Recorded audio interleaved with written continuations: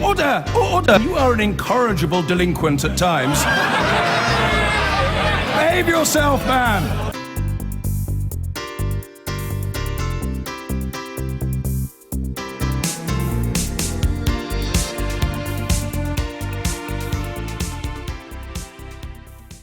The former Prime Minister is to become a former MP. David Cameron has declared he'll be standing down from his Witney seat with immediate effect.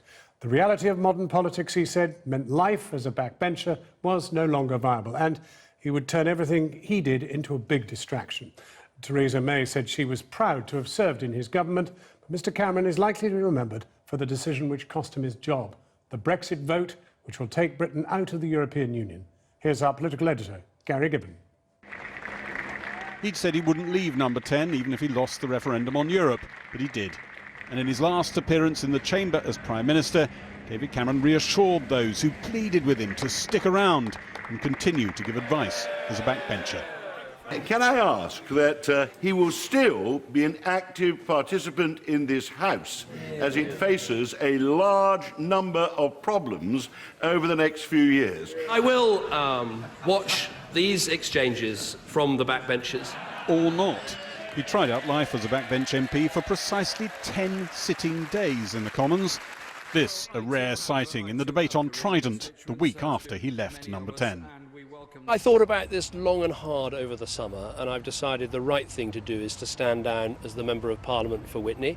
He was asked if Theresa May's decision to challenge so many of his policies, especially her decision to revive grammar schools, had triggered the resignation. This decision has got nothing to do with any one individual issue, and the timing in that way, I promise, is coincidental. But it goes to a bigger picture, really, which is whatever the issue, as a former Prime Minister, being a backbench MP, I think it is difficult just not to be the distraction, the diversion, and therefore build a sort of reputation for yourself in politics that I don't really want to have. I wish her well. I wish the government well. Justine Greening. He quit on the very day the Education Secretary began the selling of Theresa May's push for grammar schools. In the Commons, many, but not all Tories, backed the move. The whole focus of the debate so far has been on the question of admissions. But what makes for a good school is not how the pupils have been admitted, but on the quality of the leadership. But will the Secretary of State confirm exactly how this proposal will prevent those that do not make the grade from being stigmatised and disincentivised? Mr Michael Gove. One of Mr Cameron's former allies, also languishing on the backbenches, was welcoming. But another former minister said, "We didn't lay into Justine Greening as it's clearly not her idea. It's a miscalculation by Theresa May, and it'll be diluted beyond recognition." But David Cameron won't be part of any rebellion. He'll be finding time for other pursuits. At 49, he insists he won't be retiring to a life of leisure. In a moment, we'll be speaking with Ken Clarke, but first, Gary Gibbon is in Westminster. What's he going to do now, Mr Cameron?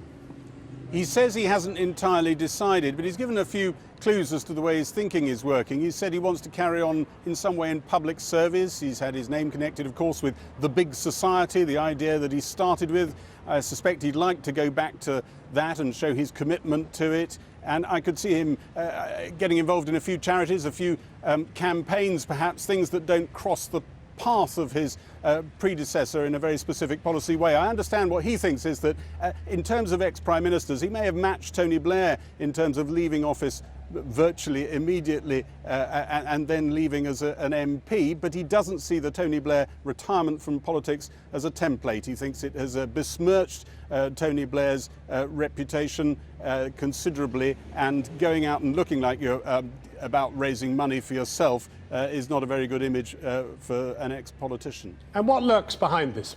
Brexit or May?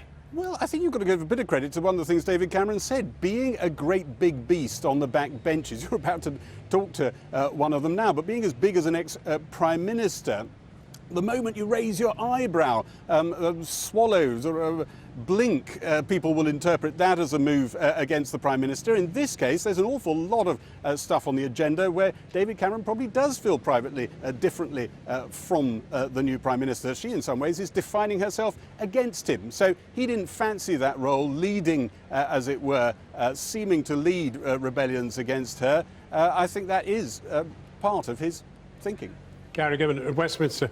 Ken Clark, so do you think it's pure Brexit that's behind this, or do you think that it is the unravelling of his legacy, enshrined, of course, in the grammar school issue?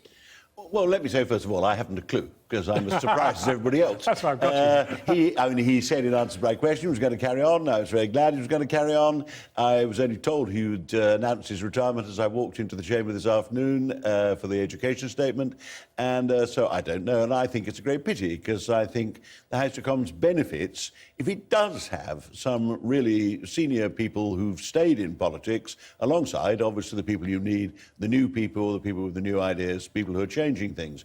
So I think he's obviously decided, no, it's not for him. I understand what he says, that nowadays everything he does is people are going to try to interpret it as some political message. And I hope presumably he's young enough, he'll find something else that he enjoys and have a fresh phase in his life. But the interesting thing is that the May Premiership has started out charting a kind of new direction, and it's certainly not a Cameron-esque direction. Well, firstly, it's saddled with the result of the referendum, so you're bound to have a rather abrupt change from the politics of the last 40 years, not just Cameron.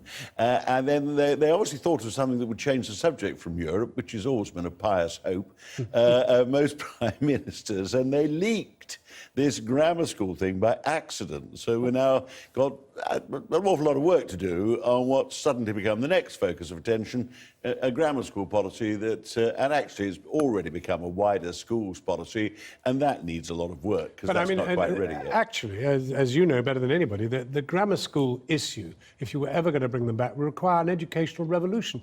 And what are you going to do with those that are left out of it? Well, one of the good things about this not very long consultation document, which I've now read, is it does try to widen it from grammar schools. I mean, somebody like me does hope we do not return to the awful, corny class war debates of the 1960s, all about grammar schools. Grammar schools... Of course, you sound like a public school boy, but you are a grammar school boy, aren't you? Yeah, I fooled the statisticians. I passed 11 plus. Nottingham City Council sent me to an independent school, so I was sometimes counted as a public school boy, but I was an impeccably 11 plus boy. But you don't want to see it back. That was one of the eras of social mobility. We've never had social mobility as the kind we had in the 50s in post-war England. But the downside was that the gulf between what happened to me, which transformed my life, and what happened to the vast majority of the rest of my classmates who went to, frankly, mostly dreadful secondary modern schools. There were good secondary moderns in some places, but I'm afraid there weren't for the inhabitants of Boole and Nottingham.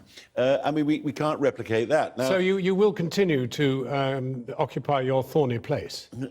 Yeah, but I'm trying to be constructive. I don't mind selection. Grammar schools, are very successful. The pupils do benefit. I benefited, but that's irrelevant. But in modern circumstances, if they took a decent proportion of people from poor households, then social mobility would be boosted. But there's far more to it than that. Yeah. You've got to make sure what happens to the rest, right, and what's the impact on the other schools. And the white paper or the green paper is a bit, open to suggestion on all that, but they're striving in the right direction, I think. Ken Clark, thank you very much indeed for coming in. I've been getting